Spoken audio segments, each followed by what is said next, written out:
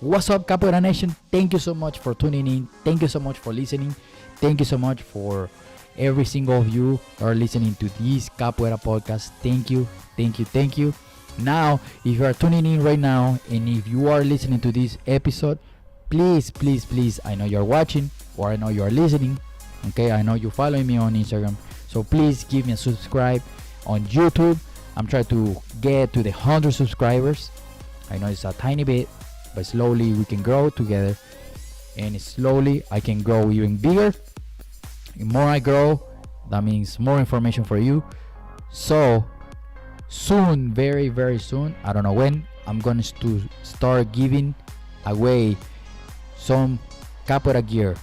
Could be a capoeira hat, could be a capoeira shirt, could be a capoeira something. Okay, so please, capoeira sticker, if you like stickers, please give me a subscribe. Okay, thank you so much for tuning in. Listen to this episode. It's going to be fun. It's always fun with the Capoeira Experience podcast. Thank you so much. Let's roll. What's up, Capoeira Nation? Welcome back to the Capoeira Experience podcast. Thank you so much for tuning in, for listening, and pay attention to all these episodes. Hopefully, I get to have you sometime in the podcast and share your Capoeira experience. And then that's my cap back there. And so now I'm very, very interested to connect with the Capoeira community for everybody listening now, because we have so much information out there, and I think it's really cool for us to connect. And today is pretty much about this, sharing this information, right? Because I got a huge pleasure, and thank you so much for connecting with me, Professor Raul. How are you doing, man? I'm good, thanks. Yeah, thanks for having me on. Yeah. Thank you so much. Thank you so much for reaching out. Because if we don't connect, it's hard for us to spread the word. My point with this podcast is for the Capoeira community to share their knowledge and their experience. And I think your experience is really nice. Yeah, no, great job. And you see the podcast spreading free information around the world. It's really awesome resource. So yeah, keep up the great work. Thank you so much. Thank you so much. And before we get into the specific topic for this episode, just introduce yourself so people whoever is listening to this can be like, oh, okay, how? Sure. My name is Professor Raul. I teach within a group called Andiouro. My maestri is Mestre Papaléguas. Nice. And I actually started capoeira in the group Senzala, and I trained in Brazil for a long time. Been going about 20 years now. Nice. And I've been under Mestre Papaléguas for over 10 years now. Oh, and myself and my right hand man, Professor Cascão, we teach in South London. So if anyone's ever around South London, then please give us a shout and come visit. Nice. Yes, because it's pretty cool to train with people that are going to give you knowledge, and it's not just me loving capoeira and just teaching it. It's completely different approach when you have a background, and when you try to understand some topics like body and how the mind works, and to teach everybody is not the same. Not everybody learns the same. Yeah, I think everyone's got their own story and journey in capoeira, right? And everyone's had influences from different teachers and their own influences and experiences. So, sharing the experience and learning from each other is key. Yeah, especially as a community. And I always say this: capoeira is made to bring people together, and by bringing people together, we can learn from everybody. Doesn't matter level, and I heard many times of capoeira mestres and teachers where they say, I'm always learning. Doesn't matter if you're a beginner, you're always teaching me something. And that's absolutely true. I can relate to that. That's for sure. I've learned my capoeira from many different people and influences and experiences and traveling. And I traveled a lot when I started capoeira. Nice. I managed to get to Brazil pretty early on in my capoeira life. After about a year, I was already in Brazil, and I spent a year in Rio and then traveling around. So I have my center where I trained in Rio, but I got to visit a lot of teachers and a lot of batizadas at that time. So I think from very early on, I was getting a lot of exposure from a wide range of capoeira teachers, which was awesome. Yeah, it was really nice, really cool. Yeah, especially when you travel, you get to meet so many people and you make so many friends, and you're like, man, I didn't know that these many people do capoeira. Yeah, absolutely. And at that time, 20 years ago, there wasn't as much around on the internet and on YouTube and things like that. And so you'd hear about these names, you know, people would tell you about this maestri or this professor, and the only way to see them was really to go and find them. Oh, and man, yeah. That led to some real adventures in the early days. And that was, I sound like an old man saying this, but that was great and all part of the experience, and probably led to a lot of you know, what we're going to speak about today. So, you know, so those early days were really important. Yeah, for sure. Do you started like around 2000? Yeah, I think 99 I started in the UK. Cool. In the UK at that time, I think there was about 3 teachers in the whole country. It took me about 18 months to find one and to start training. So it was a bit of a slow start. Yeah. But once I got going, then I was really keen to just jump straight in, and that's when I ended up going to Brazil. That's pretty cool.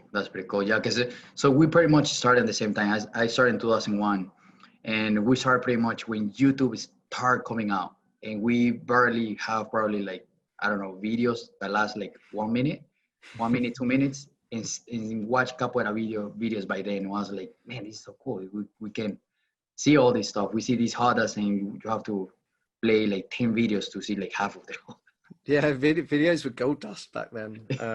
You know, it was like if someone had a video, it would get shared around, and oh my god, you go around people's houses to watch it. And VHA cassettes, and that's right. Yeah. Man, you got the huddle. Let's go at it. Let's watch this huddle for hours. Absolutely, and you'd end up watching the same huddle again and again and again because you had so little material to work with. So yeah. And you have to like stop the whole machine, go back 10 seconds. Okay, yeah, it's right here. And then it was fun time. Absolutely, yeah. And then what would be your social media for people to find you, to see your work? So our group is Capoeira Bromley, which is spelled BROMLEY. Okay. You can find us at capoeirabromley.com. Same handle for our Instagram account as well. Nice. And you guys can go there, follow, and check the Instagram. There's a pretty cool information there. And through the Instagram, you can get to the blog, which that will be the next topic, which is the next question. You mentioned that you have a blog, a capoeira blog, right, on your website. That's right. Yeah, I started the blog really to, I think, writing. It just brings your thoughts together, and I think what we're trying to do with the group in South London, we're trying to bring in information from the latest academic research, really, in motor learning and skill acquisition. So I think when I started to teach some years ago, certainly Messi Papa has given me enough material to teach probably for 100 years already. And he's always given me new things. So that's not a problem. But the question I was asking myself was how should I teach? Yes. What's the best way for me personally to teach? And where do you start, and how do you start, and what do you do first? So that really sent me down a path of learning and researching. That's so cool. Looking at other sports. I'm also a track and field coach as well, so I've got some influence from there. But also looking at the academic side, and I got into this whole realm of skill acquisition, which I didn't even know existed, and read lots of books and lots of podcasts and things like that, and connected out with some other coaches who were sort of using newer methods. And through those, I started to figure out a way of how we wanted to teach, and that's what we've been doing and developing the last sort of 3 or 4 years. So that's awesome. Yeah, it's been really fun. So do you what was the inspiration to create this blog? I think that for the blog, it was really to try and get some of these ideas out there. So Okay. when I looked at the research we were looking at, it interesting because it actually comes from researchers from the 1920s, the 1960s, and more recent researchers are sort of bringing this together and forming methods of teaching. Okay. So I think if you go back in time and you look at a researcher called Nikolai Bernstein, he was in Russia in the 1920s, and he was looking at how metal workers were performing tasks. Okay. And what he really started to question was this idea of repetition, and this repetition of a perfect technique. And this is, I got struck by your podcast a couple of weeks ago, because you were talking about the amount of repetition needed in capoeira, and there's no question we need a lot of repetition to acquire skill, especially in capoeira. But what he started to question was actually what was happening was repetition without repetition. Nice. So they were repeating their skill, but they were never doing the same thing twice. Good point. Very good point. Yeah. Because the body's too complex for that. So, yeah. And the other thing he proposed was that when we learn, we actually learn by problem solving. So if you look at how children learn, they have an objective, they have an outcome that they want to get to, whether that's, crawling across the room or trying to open a package, or open a Christmas present, or whatever it might be. Yeah. That's the outcome, and they work it out. And they're not given a set of instructions. They configure their body, and they try and work it out themselves, and that's how they learn and develop. And Bernstein was very into this. And the other research that I sort of delved into was a professor in the States called James Gibson, and he was all about sort of how we perceive the world. Okay. And he again questioned the thinking at the time. The thinking at the time was the brain creates models of the world, but he actually said what we do is we perceive the environment around us. Yeah.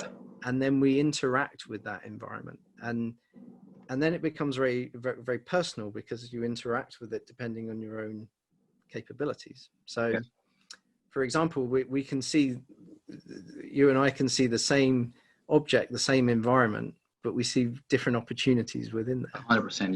Yeah. So if I'm in, sometimes if you're sitting in an airport and you see like a big space or something like that, I see a space and I think, wow, wouldn't it be cool to do a harder in there, or do some yeah. Another guy just sees it as a space for him to get to his gate, right? Or, I might see a chair and I think there's a nice place to sit, and someone that maybe does parkour thinks that that's a great place to flip over, Yeah. So that's a good point. That's a really good point. Yeah. So depending on our experiences and capabilities, we see things in different ways. But his main point was that we perceive the environment around us, and then we act on that perception. You can't decouple the two things together. So the two things, the perception and the action, have to be always linked together. So what this really comes to when you think about this research, it is, we shouldn't be taking learning we shouldn't be giving students the test and the results, right? We shouldn't be giving them the exam and then giving them the results at the same time. Instead, we should be giving them questions to solve themselves. Okay, so that way they can absorb the situation. Exactly, yeah. So we should be giving them physical problems and then letting them explore and finding those answers. And that's really cool. Yeah. And the other thing, from Gibson's research, then we can also think, when we're learning something, a new skill, we shouldn't take it out of the environment. We shouldn't decontextualize the skill. Yeah. Because otherwise you've decoupled it. You've decoupled the perception and action. And so if you're only doing the action, where's the perception? So when you take these ideas and you think about a regular capoeira class and many of the techniques we use to teach people capoeira, you can see that there's some limitations, and this is how I started to question the methods that sometimes we're using, and the traditional class, capoeira class. Yeah, I mean, if you think about the traditional capoeira class, what does it consist of? It consists of usually lines of people. You know, that's a pretty regular thing. And as I mentioned, I traveled a lot when I first did capoeira for my first 10 years, and I see that it's pretty consistent across groups and styles. You know, we would have lines of people. We often do movements down the hall. You know, and the other thing we do is synchronize sequences. So you do this, you react like this. You know, it's choreographed. So when you look at this and then you think about Bernstein's research and Gibson's research and the research that's been built on that, you can see that we are decontextualizing the capoeira harder a lot in that training, and you could argue that we're over constraining. So we are taking the chaos out of the harder, because the harder is chaotic. Right? Pretty much. And we're constraining it so much into trying to make it perfect. Okay. Good point. Really good point. So that's when people build the sequences and be like, okay, you can do this and this and this, and I see what you mean. So I think if we take for example, the lines of students at the beginning, and I have some ideas of where that came from, you know, in terms of, you know, when I spoke to my masters back in Rio at the time, and Group Senzala was very influential about classes in the 70s, and they were taking ideas from karate and things like that, because that was very popular in kung fu at the time, you know, lines of people. But that's probably another discussion of where that comes from. When you think about what we're doing with students there, we're saying, okay, we're going to do this kick 10 times. We're going to do this movement 5 times each side, and then we're going to change to this movement 5 times each side. So first of all, if you go back to Bernstein's idea, there's repetition there, but where's the nuance? Where's the variation? And you made a really good point in your podcast a couple of weeks ago, because you said we can practice these movements, but we must get an element of distance from our partner. That's when you start doing the drills in partners, so you can actually have the feeling of, like, quote unquote harder, you know, and then that partner drill you apply in the harder, you know, and then you break it down. You break it down. Okay, you do it by yourself. Then now what you did by yourself, now you did it in partners. Now what you did in partners, that you practice in the harder a little bit more chaotic. If we talk about the harder.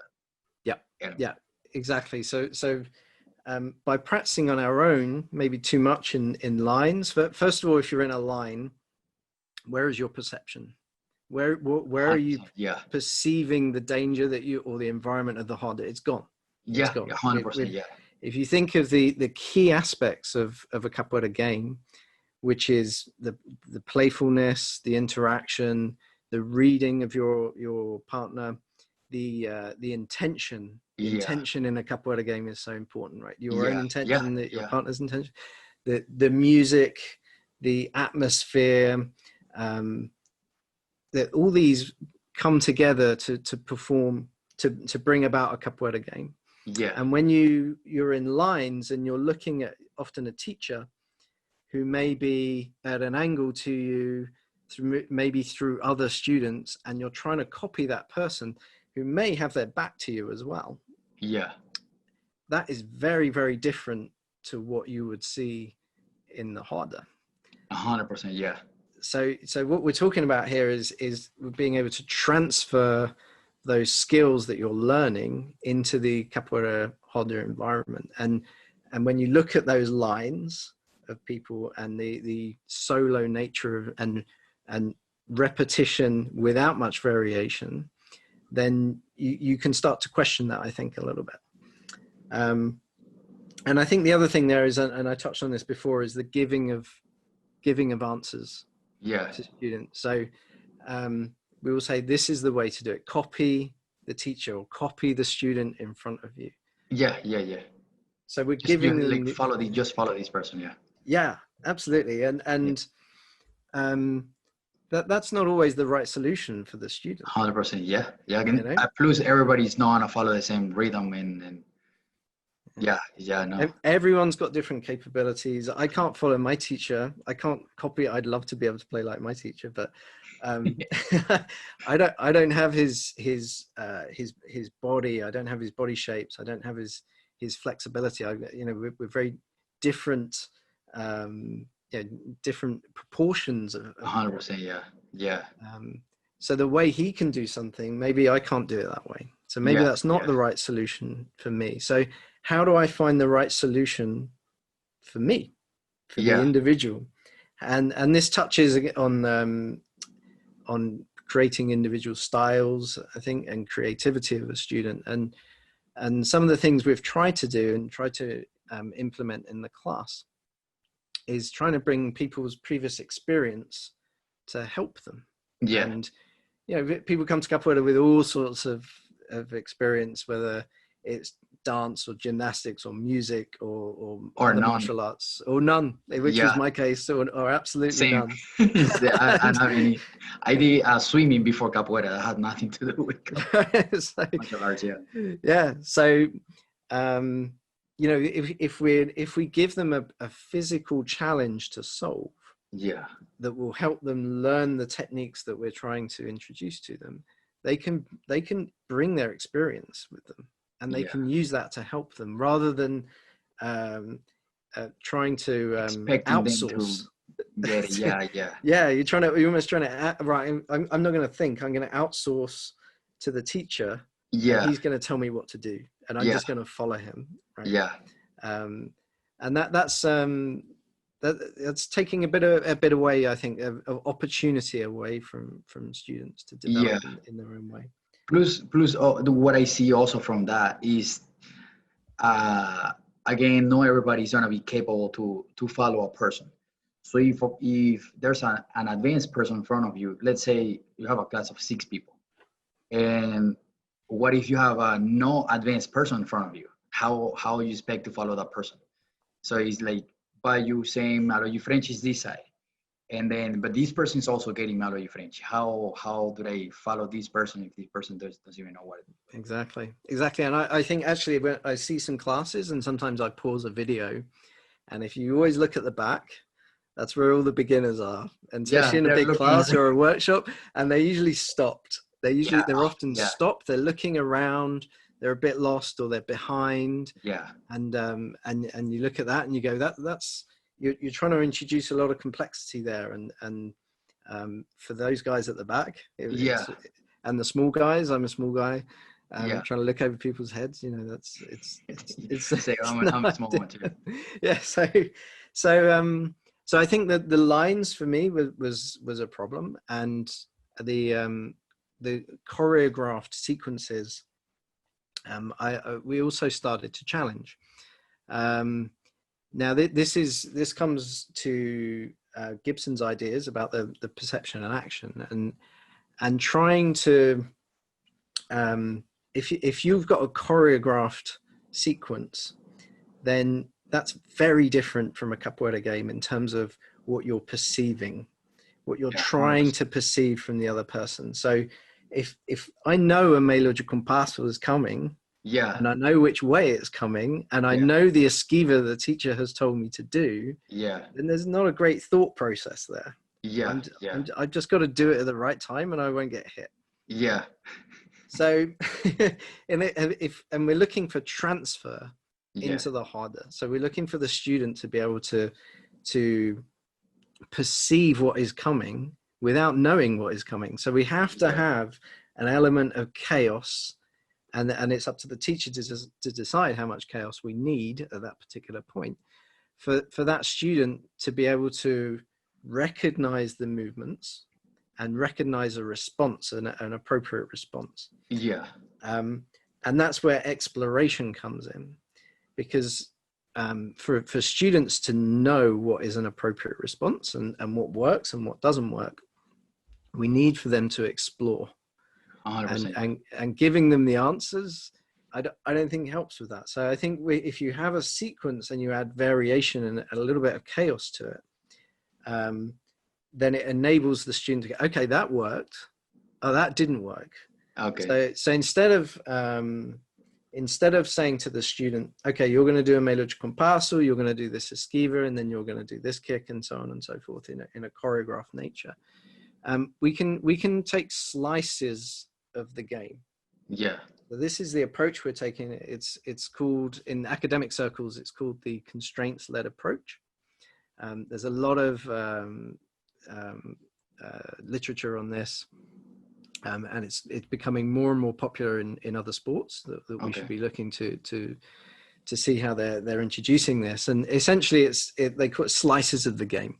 Yeah. So if you take a capoeira game or a situation in the game, and that's what you want your student to improve on, well, then you constrain it. Yeah. Yeah. And you can constrain it in different ways. So you can constrain the task itself. So you can say, right, you can only do circular kicks. And, we do some of this in capoeira, but probably not enough. You can only do circular kicks. You can constrain the environment. So we can change the space of the students, for example, or we can change the students themselves. Yeah.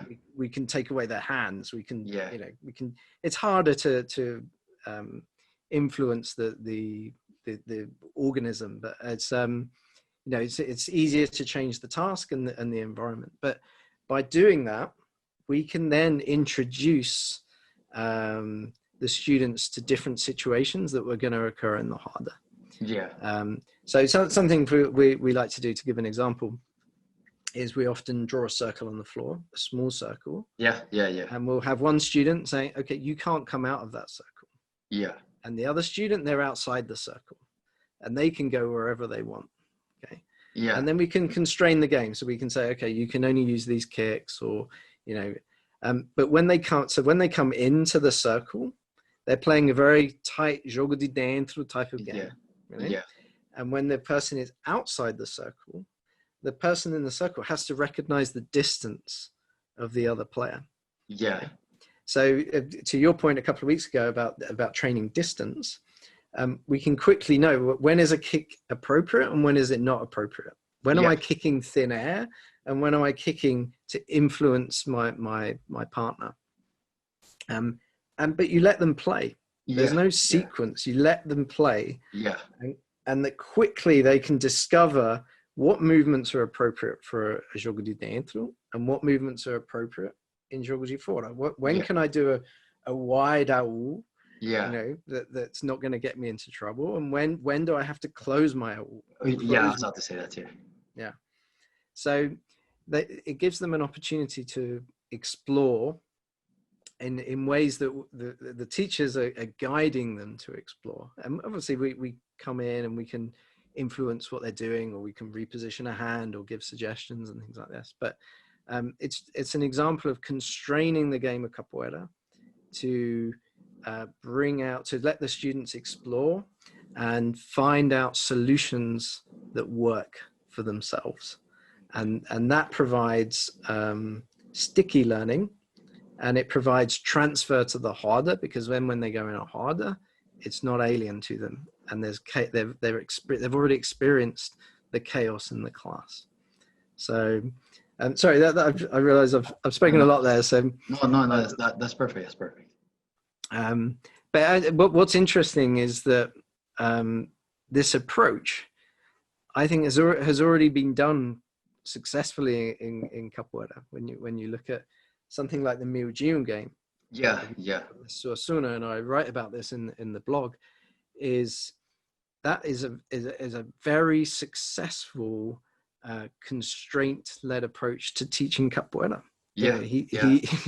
He wanted to bring people playing closer together. He wanted to reintroduce movements that he'd seen in the past.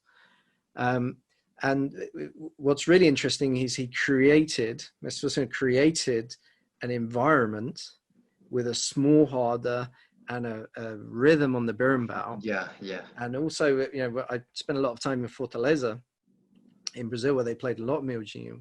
Nice. And the atmosphere is different to a normal harder. There's excitement when people bust out a move, especially in Fortaleza, where they jump a lot and they go into crazy moves, and someone will jump over the other person, and there's cheers and whoops from the crowd and applause. And I heard before that the capoeira in Fortaleza is a very unique capoeira. Capoeira Brazil in Fortaleza is a very unique style. It's a beautiful style. Yeah.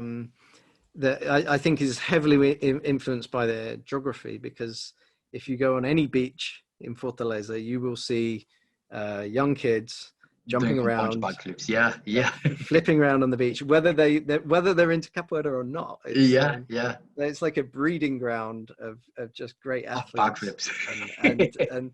and that comes out in the harder, right? It comes out and it's encouraged. And they turn into some crazy games. But having that environment, then they transfer that capoeira, and you see this from people that have played a lot of Miojinho.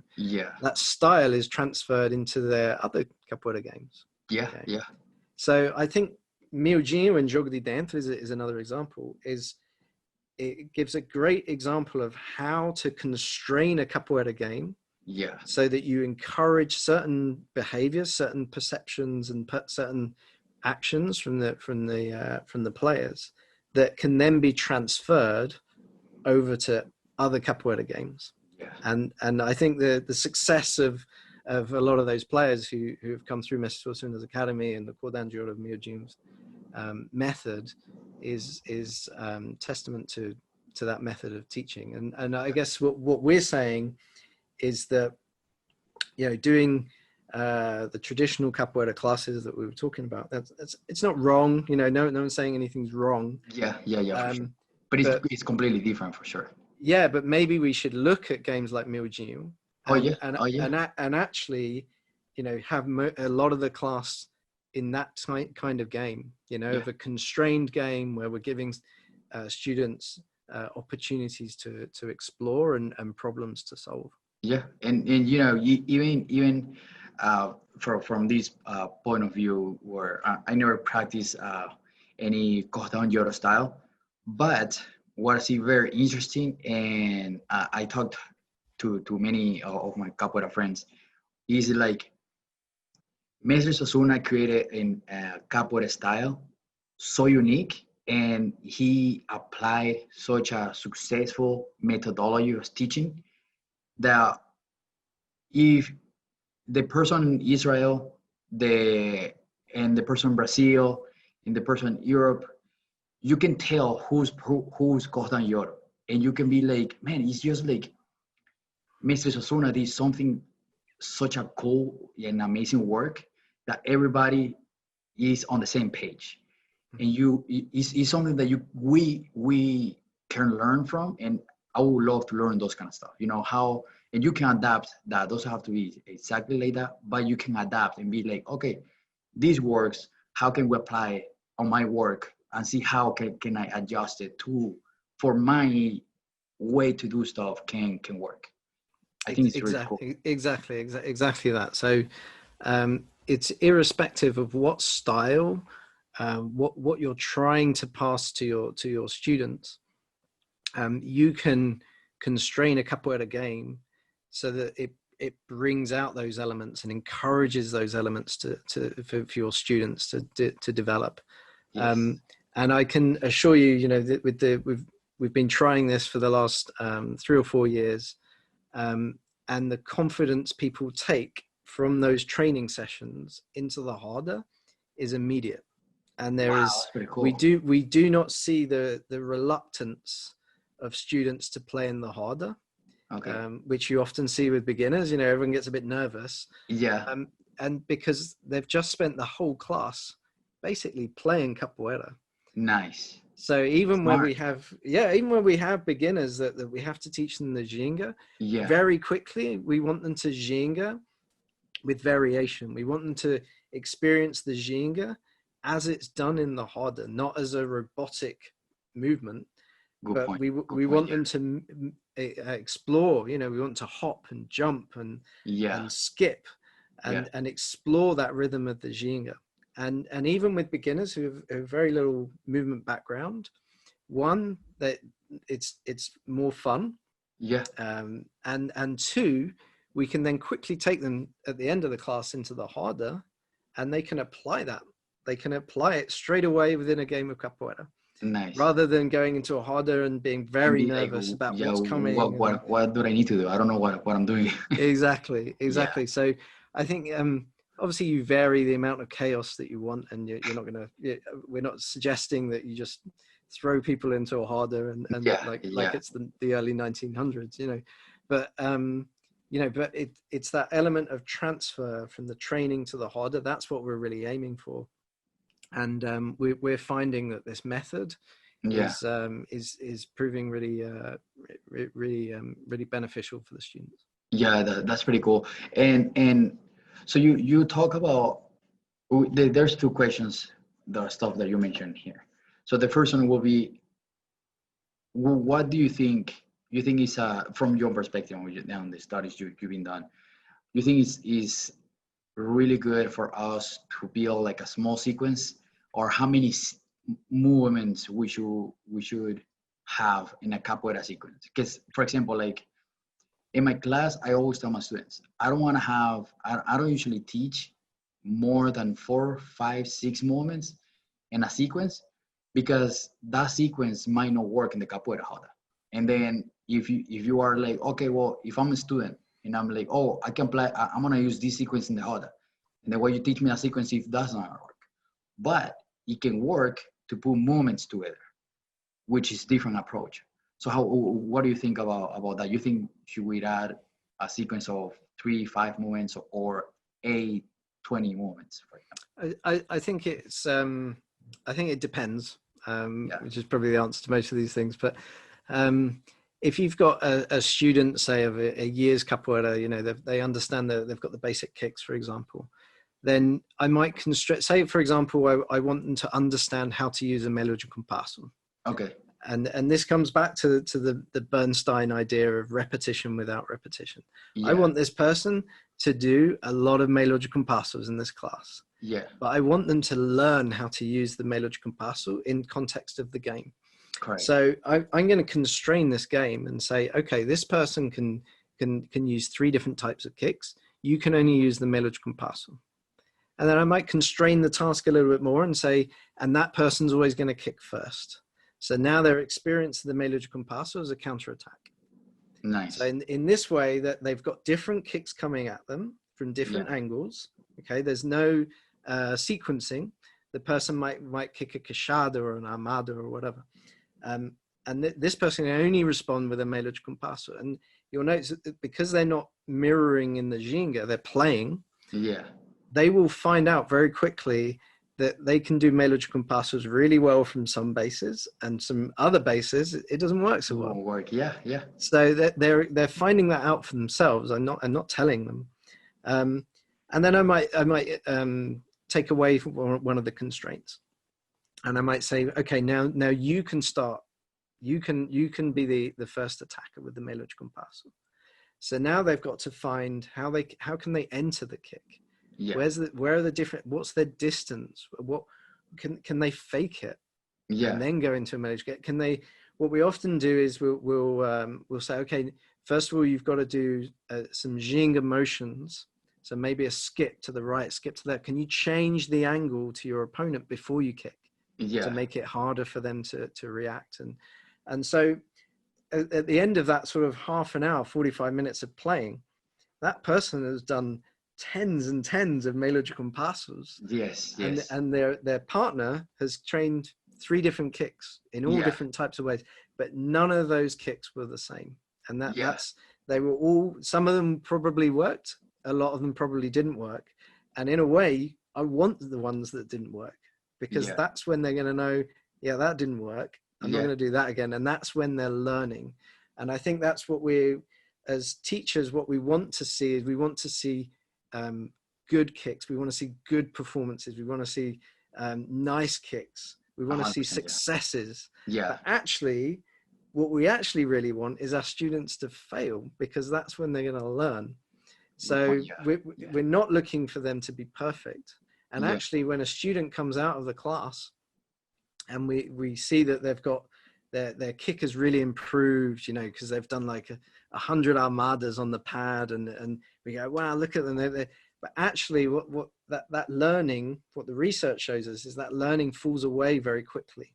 Yeah. Whereas if you've got if you've done 100 armadas, but 100 different armadas, and some of them didn't work, and some of them came from bases that didn't work, and some of them were at the wrong time, and some of them were too far away, and some of them were too close, but you got one right. Yeah. And it was spot on. It was, the timing was right, and you caught out your partner. Then that's the moment when we learn. That's when the penny drops. Yeah. And that's when the student has really learned something from that scenario. So I think that's what I would say is, it depends on the student. And so, for example, when you know, my partner in crime, Professor Cascan, if he's playing, you know, he's got 20 years of capoeira. I'm not going to constrain him to maybe one kick. You know, for sure, I'm going to give him maybe more options. But maybe he's exploring an acrobatic move, or he really wants to work on a particular move. Then we might start constraining him and say, okay, you've got to introduce this move into this game. Right? Yeah, now it's time to apply it. Yeah, so see where you can apply it. And again, he'll find moments when I've done the move, it didn't really work, or you know, it was out of time, out of sync, but he's exploring for himself. For sure. And that's what's going to create a good learning environment. Yeah, no, I agree with the part of, like, you can repeat 100 armadas, but probably one is the one that is going to work. And we're on the same page of repetition with variation. Because in a capoeira game, how many melody Frenches you can do? You know, it can be melody French, but melody French has different way how to do melody French. Or queixada, you can do many. It's just like in capoeira, is so many variations on everything. The jinga can be different. You can switch it up. Just starting with that, something as simple as the jinga.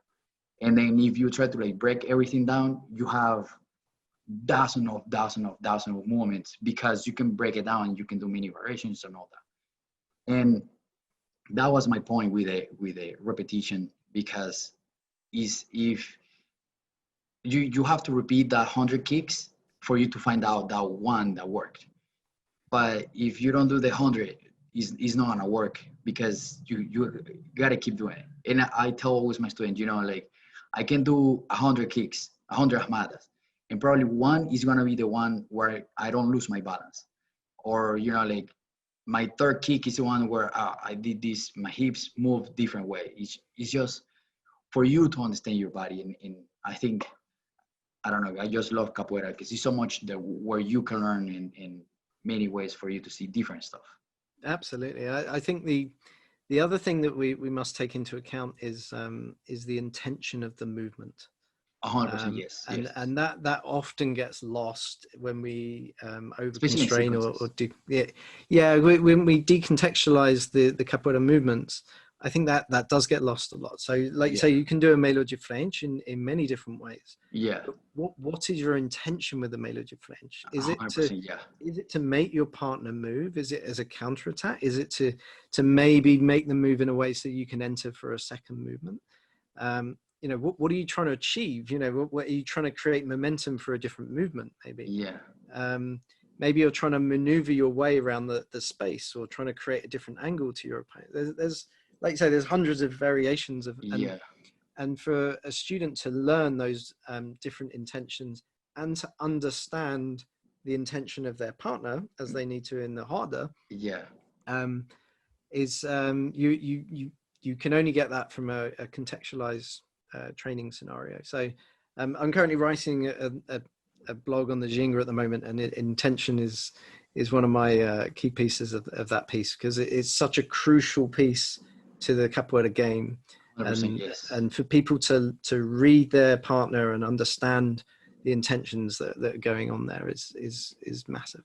Yeah, because I actually told on my class, one of my students, she was like, how do they know that person is kicking this way? And I was like, well, again, with repetition, with time, with a lot of practice, you probably can understand and learn how to like read the body language when you know the person is actually coming with a Malay, when actually coming the Malay French, instead of like just faking it. And then again, the intention, you have to be confident what are you doing so you can actually make the person move where you want them to move. Yeah. I think the other thing there is to the repetition without repetition and the variation that we need is because when you play in the hodder, no hodder is the same. 100%. Yes.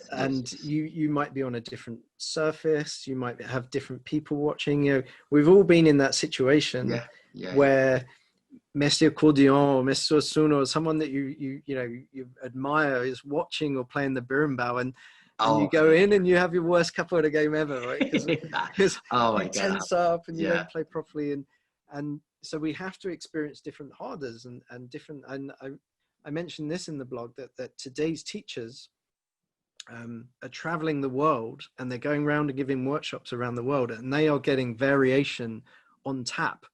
They are playing different people in different cultures, in different harders with different energies, different intentions all the time. And that is just the perfect training scenario for these professors and maestros who are lucky enough to experience this. So that's super important is to that, and maestros talk about this all the time, right? Try and play with different people. Yes, different harders, go and visit other groups, all that sort of thing, and there's a real learning piece to that. And when you look at the research, it makes sense. It's funny that you mentioned that, because I always tell my students, whenever, and it's pretty much like one of my first rules for capoeira, right, for my class, and I always tell them, whenever we go to an event, do not play with yourself. We us. Mm-hmm. You always 100%, if it's a partner training, grab somebody else. Don't grab somebody that you already train class, because you already know how they kick, and you already know the person. Plus, you get to meet a new person, and then just different experience. Is just always play with somebody that you don't know. Absolutely, couldn't agree more. And the last two questions to wrap it up. What would be the goal, your goal for this blog? Well, what do you say? Like, for example, like my blog, my goal with this podcast is, besides connect the capoeira community, for everybody to learn from people like you, that you have a really amazing perspective of how to teach, and for me to learn, because I love learning, and I love applying this to my class. So what would be the goal for your blog? I think it's first of all to put these ideas out there in capoeira, and these ideas are present and gaining traction in other movement fields and other sports. There's a lot of research now, and a lot of sports are catching on to this, and younger coaches are developing this. And so I think for me, it's really hard, to give a lesson in this way. Is it sounds very easy, like when you think about it, you just go, oh, you just take the harder and you just give them a game. But when you really think about when you think about what you want that student to learn in that session, and then you're going to try and think of a method for them to learn it themselves, to create a task and an environment and a challenge for them that's just at the right level that they're going to learn. That's really tricky. And if the blog can encourage people to try this and just try it out in a portion of the class, or just try and create some games that this might work with, and that game element is really important, by the way. To have students playing is important, because that's a great tool for learning. But if other teachers can try this and we can share it, then all the better, because I certainly don't have all the answers for this. So I think the more people that are trying it, and the more we can connect and share these ideas, I think we can really help capoeira students. Yeah, and at the end of the day, we all want the same thing. We just want to pass these to the next person, and to that person to have fun, to explore all these. But we have to be conscious of, like, not everybody learn the same, or like you said, you come as us as a leader of the class. You come to class and you're like, okay, I'm going to teach Malo y Compasso today. Okay, what are the variations for Dámela y Compasso? Okay, in class now I have 5 people. One person have 2 years. One person have 5 years in capoeira. The other person just started. It's their third week, and it's just a lot of elements that us as an instructor or teachers or masters that have to think about when we want to present these to students, because not everybody's gonna perceive the moments the same way as we did it, or everybody just learned different. It's a really cool thing to see from this angle. Yeah, exactly. It's about helping each individual in the class, challenging them enough, and putting them right on that precipice between what they know and what they don't know, and just giving them enough chaos from the harder, that they can transfer it to the harder. And our aim, Professor Cascal and myself, our aim that when we started teaching a few years ago was, we will judge our group by the harder that we have. And if we all we want is a great harder, and if we've got a great harder, then our group is a success. So nice. And I think this is proving a really good way of getting a good harder, because like I said before, people can quickly transfer their learning and apply it to the harder environment. Yeah, that's why I love recording my harders, because I can show my students and be like, okay, like, look, this is the hand I'm talking about, where you can fix a little bit, or you were a little bit off angle here, and you can see yourself doing what your teacher is telling you that you are doing, so you can understand what you're doing. Yeah. And that's the challenge. You watch the video, you see what they're doing, and you think, okay, I'd really like to change that. So how can I get them to explore that? And it's not about them finding the technique that I want to give them, the perfect technique. It's about them finding their own method within the principles and guidance that of my teachers' philosophies. So exactly. we're not letting everyone just do what they want. We're still going with the philosophies and teachings of my master. It's just, how do they get there?